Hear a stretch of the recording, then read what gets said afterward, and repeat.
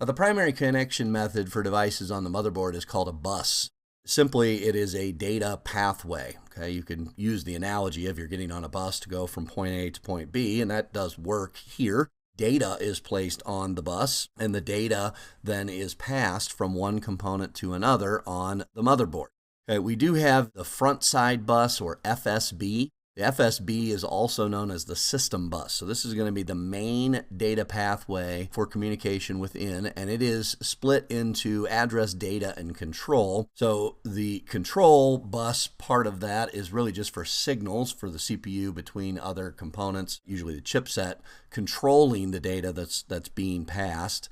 The address bus is going to contain memory ranges for the particular device that's communicating with the CPU. And then the data bus is actually going to contain the data.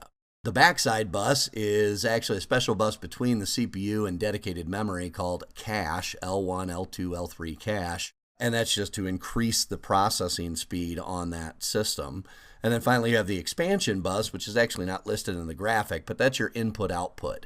Expansion bus is anything that communicates with USB controllers, PCI, PCIe, the video buses that might be out there. Typically that's now PCIe, but historically it's been other things as well. So that expansion bus allows all of those peripheral or add-on devices to be able to communicate directly with the CPU. Okay, now I left this in there because I think it is good information for you just to kind of understand that there has to be a means by which all of these devices communicate.